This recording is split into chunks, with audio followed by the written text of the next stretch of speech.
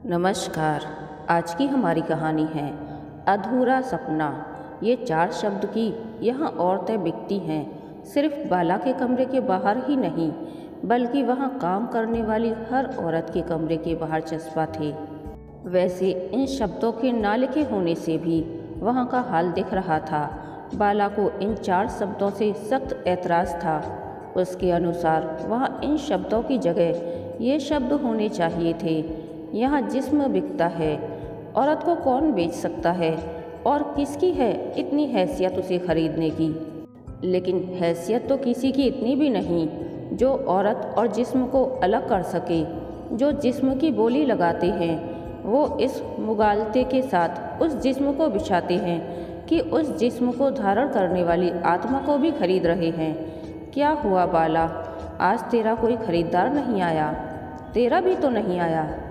कोई न कोई तो आ ही जाएगा, हमें कौन बख्शेगा? अगर हमें किसी ने बख्श दिया तो वो हमें नहीं बख्शेगी। चंचल, तू उससे इतना डरती क्यों है? मरने दे साली को, वैसे ही कितना जिएगी बुढ़िया, इतनी आसानी से नहीं मरेगी वो। हम सबकी चमड़ी उसकी सख्त मुट्ठी में कैद है। लगता है आज फिर रोटी की जगह चाबुक मिलेगा। बाला शाम बीतने को आई, साला कोई भूखा भेड़िया अब तक नजर नहीं आया। आज क्या साला सभी एक साथ इंसान बन गए हैं क्या? हारे लगता तो यही है। वैसे आज तेरा मेकअप कुछ खास नहीं, कौन देखेगा फिर? तू भी कोई खास नहीं लग रही। चल मार खाकर सो जाते हैं, रोटियां तो मिलनी नहीं, खाली हाथ जो जा रहे हैं। चल, जिस दिन उसका जिस्म नहीं बिकता उस दिन खाने को मार और गालियां भर पेट मिलती हैं। मालूम नहीं उन्हें या उन जैसी बाकियों को इससे क्या और कितना फ़र्क पड़ता था, या पड़ता था भी या नहीं। यार चंचल, चल कहीं भाग चलें। तुझे क्या हुआ? आज मार का असर दिमाग पर हो गया लगता है। चल न यार, यहाँ से भाग चलते हैं। पायल का हाल भूल गई क्या? उसने भी की थी ना यहाँ से भागने की कोशिश। ताराबाई से पंगा लेना मतलब मौत को बुलावा देना। तो अभी कौन सा जी रहे हैं यार? तेरा दिमाग सड़ गया है, कुछ भी मत बक समझी। इस ताराबाई का ही काम तमाम कर दें तो भूख तेरे दिमाग में चढ़ गई है क्या? अरे चुप हो जा, दीवारों के भी कान होते हैं। और पिटेंगे, पिटाई की सारी हदें तो अपन देख चुके हैं, अब और किस तरह से पिटेंगे रे? और कौन सी दीवार, कौन से कान? यहाँ सिर्फ शरीर ही दिखता है और शरीर ही बिकता है और कुछ कहीं नहीं है यहाँ।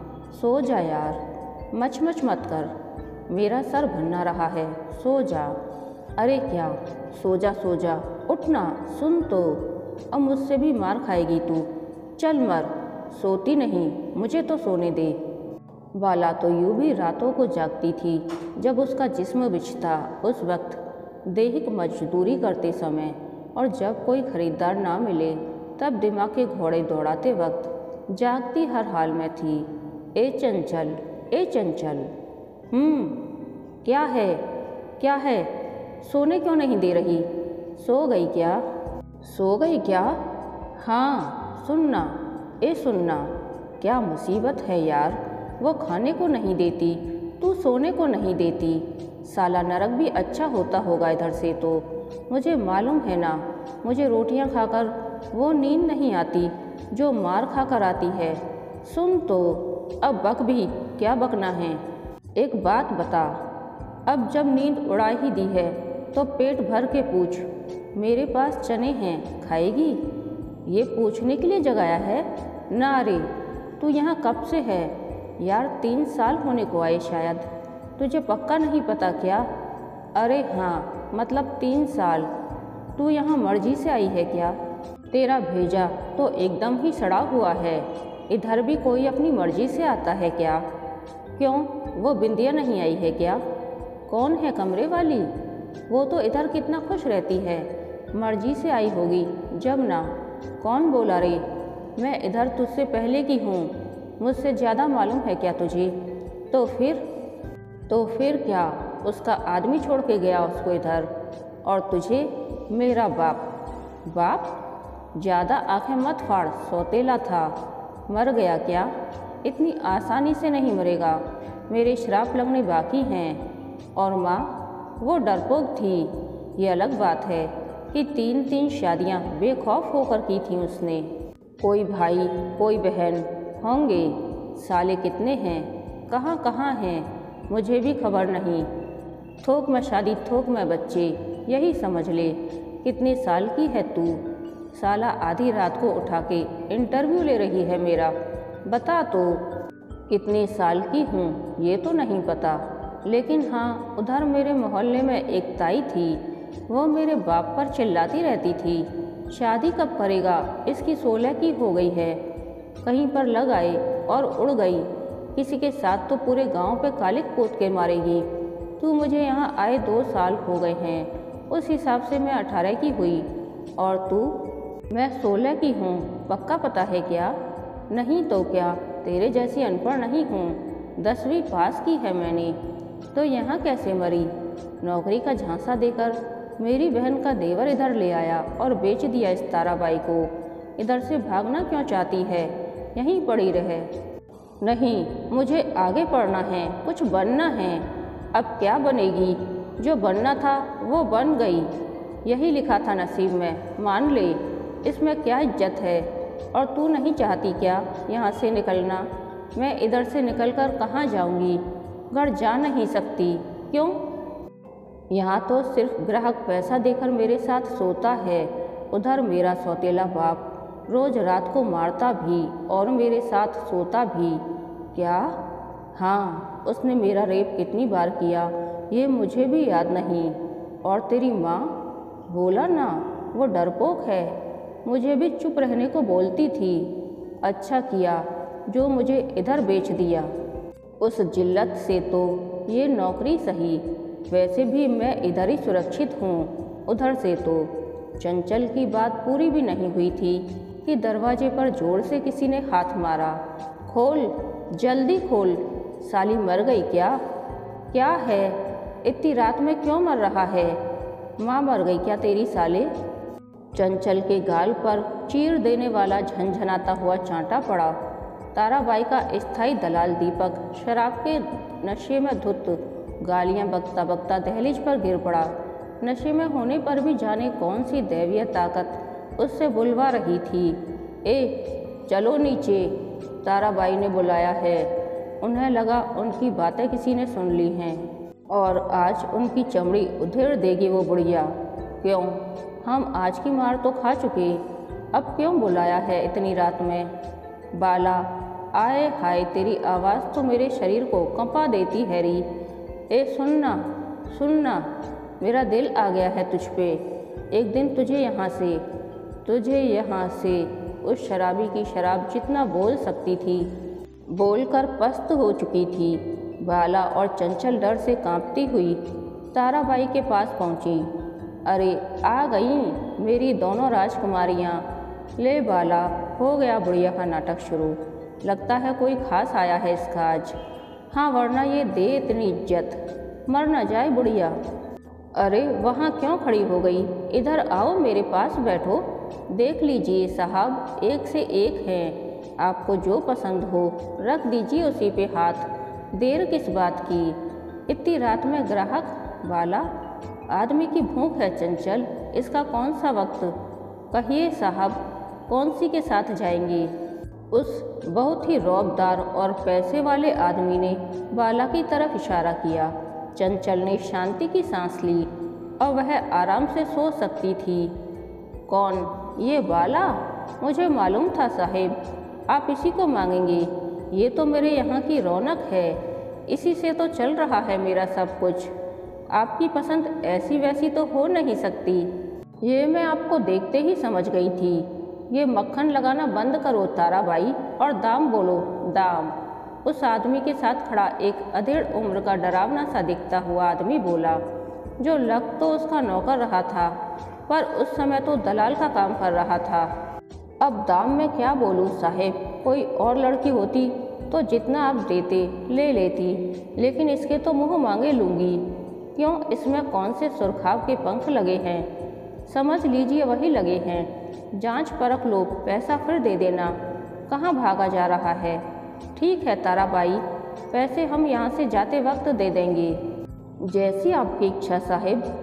अरे बाला, साहिब को ले जाओ कमरे में, खातिरदारी करो इनकी। ये कहाँ रोज रोज आते हैं। अब तुम ही चलाओ कुछ जादू कि सिर्फ यही रास्ता याद रहे, बाकी सब भूल जाएं। बाला ने सोचा, आज के हिस्से की मार उधार रही इस बुढ़िया पर। आज के हिस्से का काम तो करना ही पड़ रहा है, फिर यूं ही मार खा ली। चंचल के लिए तो ठीक सौदा रहा, नुकसान में तो मैं रही।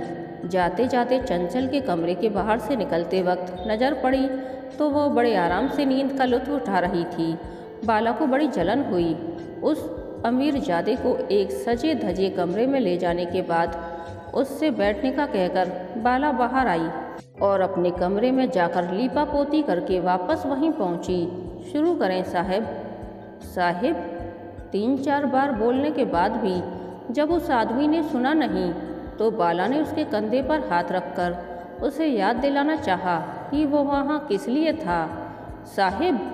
हाँ हाँ हाँ। क्या? मैंने कहा शुरू करें। पानी मिलेगा? पानी? अभी? हाँ, पानी मिलेगा। लाती हूँ, लाना पड़ेगा। इधर पानी कौन पीता है? तो क्या पीते हैं? क्या साहिब, पहली बार आए हो क्या? हाँ, सही में। हाँ। ओह, इसीलिए पानी मांग रहे हो। ठहरो, मैं आपको वो पिलाती हूँ जो रिवाज है। रिवाज? हाँ रिवाज। शराब पी जाती है यहाँ, लेकिन मैं नहीं पीता। आपने पहले कभी ये सब भी किया है या ये भी पहली बार ही है? क्या सब? वही जो करने आए हो।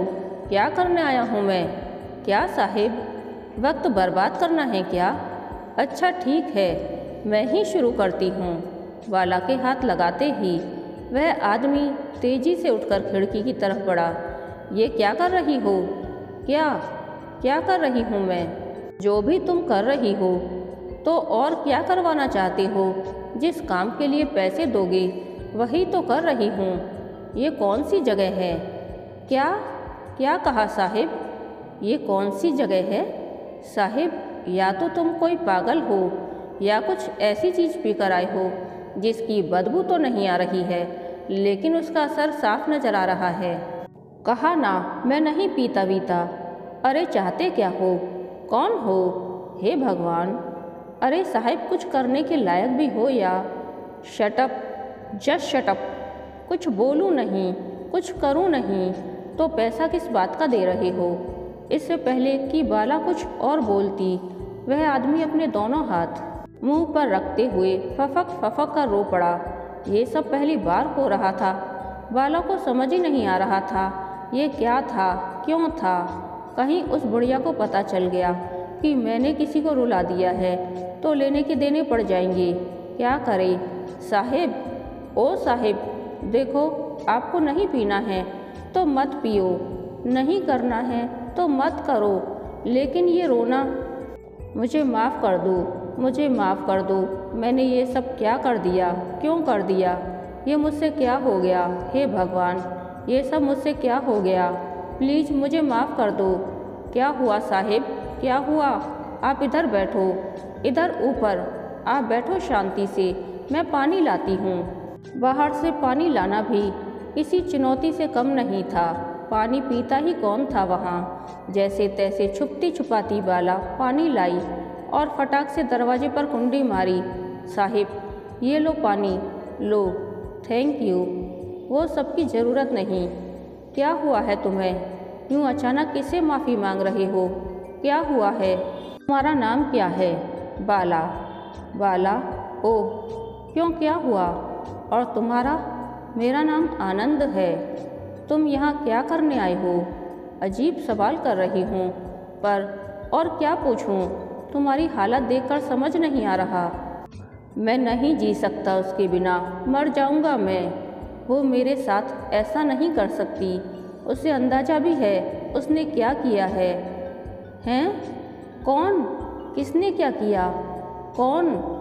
मुझे यकीन नहीं होता वो मुझे छोड़कर चली गई है। साहिब, क्या बोल रहे हो? कुछ समझ नहीं आ रहा। कुछ कहना ही चाहते हो तो पूरी बात बताओ, जिससे तुमको भी आराम मिले। आराम अब मुझे कभी नहीं मिल सकता। तो फिर यहाँ क्यों आई? मेरा दोस्त बोला कि यहाँ आने से मुझे आराम मिलेगा। वो जाकर भी नहीं गई, हर तरफ बस वो ही वो है। मैं पागल हो जाऊँगा, मैं पागल। कौन है? कौन चली गई? साहिब, पूरी बात बताओ, शायद कुछ हो पाए। क्या हो पाएगा तुमसे? जिस्म बेचने के अलावा और आता ही क्या है तुम्हें तो बस अपने पैसों से मतलब है और कुछ।